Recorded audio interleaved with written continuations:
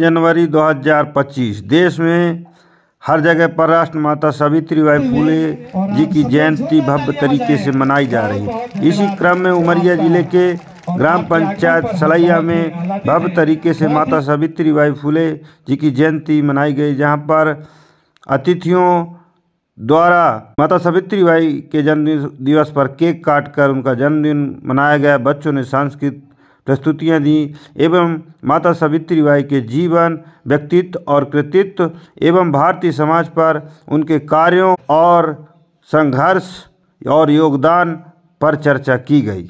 इस कार्यक्रम में मुख्य अतिथि रामजी सिंह कबीर, अध्यक्षता डॉक्टर आर.पी. साहू रहे। इस कार्यक्रम के आयोजक प्रदीप सिंह कुशवाहा, लवकेश सिंह पाल, रामकेश राय एवं अन्य क्षेत्रवासी रहे।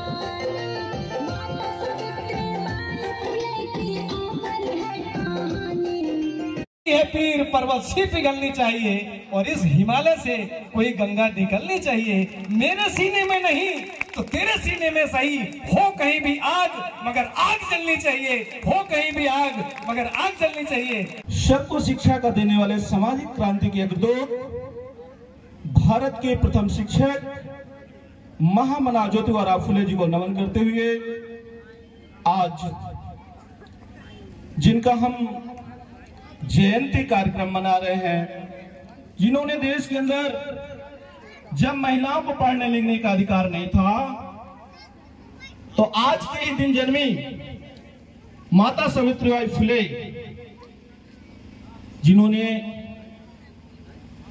वो चाहे किसी समाज की महिला हो, यहां तक यदि सवर्ण महिलाएं भी हैं, उनको भी माता सावित्रीबाई फुले जी का ऋणी होना चाहिए। उन्हें नमन करते हुए नारा लगाएंगे, माता सावित्रीबाई फुले अमर रहे, माता सावित्रीबाई फुले अमर रहे, माता सावित्रीबाई फुले अमर रहे। कि जो आज माता सावित्रीबाई फुले जी की जयंती है, माता सावित्रीबाई फुले की आवश्यकता क्यों पड़ी? इस देश में जहां महिलाओं को दूर से दूरियां बनाई जाती थी, उस देश में एक ऐसी नारी पैदा हुई जिसको महात्मा ज्योतिबा फुले ने, जो कि उनके पति थे, उन्हें पढ़ा लिखा करके देश के अंदर चाहे वो शोषित हो, वंचित हो, गरीब हो, मजदूर हो, ब्राह्मण हो, कोई भी समाज की महिलाएं हो, बच्चियां हो, उन्हें पढ़ने लिखने का अधिकार यदि किसी ने दिया तो माता सावित्रीबाई फुले ने दिया, महामना ज्योतिबा फुले जी के सहयोग से।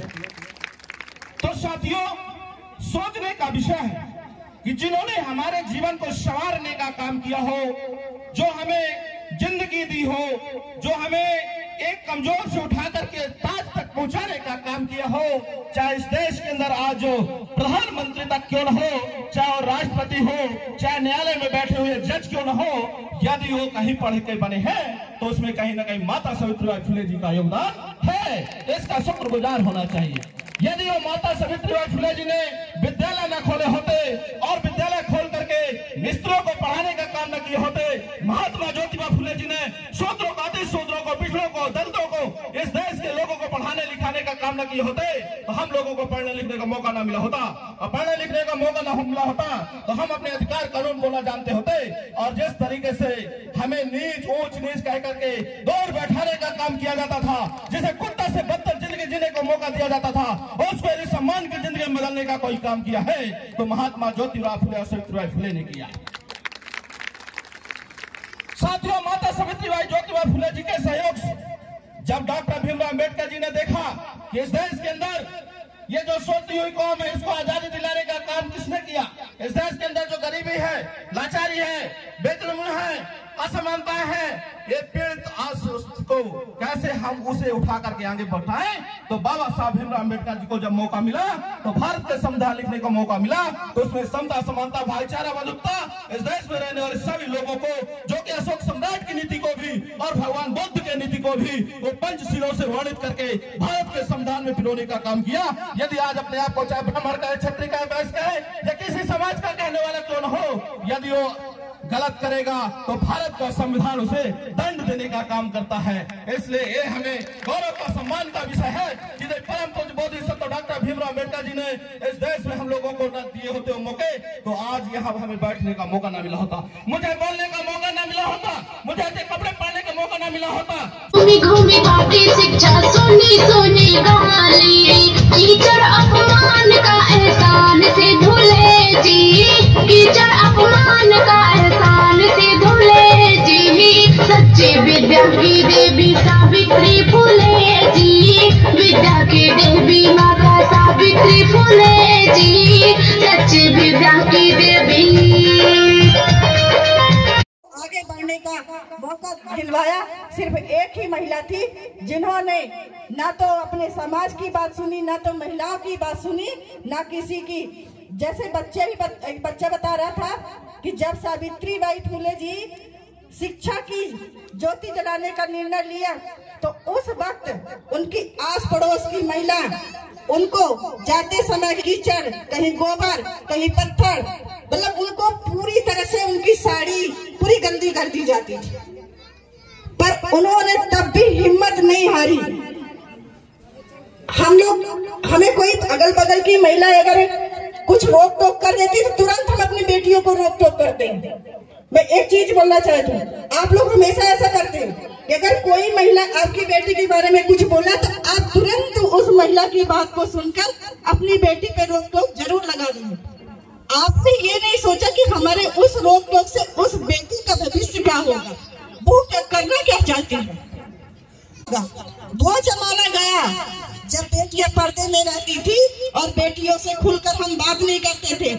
अब वो जमाना लाइए, चाहे माता हो चाहे पिता हो, जमाना ऐसा लाइए कि बेटियों से खुलकर बात करिए और बेटियों के बारे में मन की बातें समझिए, हमारी बेटी करना क्या चाहती है। अगर लेकिन उनका यह संघर्ष का सफर आसान नहीं था, क्योंकि जब वो स्कूल जाती थी तो लोग उन पर पत्थर फेंकते थे, उन्हें अपमानित करते थे, परंतु उन्होंने कभी हार नहीं मानी।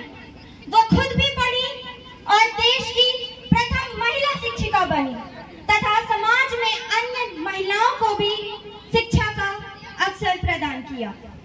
उनके सन 1848 में उन्होंने अपने पति के साथ ज्योतिबा फुले के साथ भारत का प्रथम कन्या विद्यालय खोला, जिनके कारण बेटियां खूब पढ़ी। अंत में मैं यही कहना चाहूंगी कि माता सावित्रीबाई फुले का मानना था कि अगर मनुष्य के इरादे मजबूत हो तो वो कोई भी बदलाव ला सकता है। समता के अधिकार के खातिर खूब लड़ी मर्दानी, महिलाओं की शिक्षा खातिर खूब लड़ी मर्दानी, माता सावित्रीबाई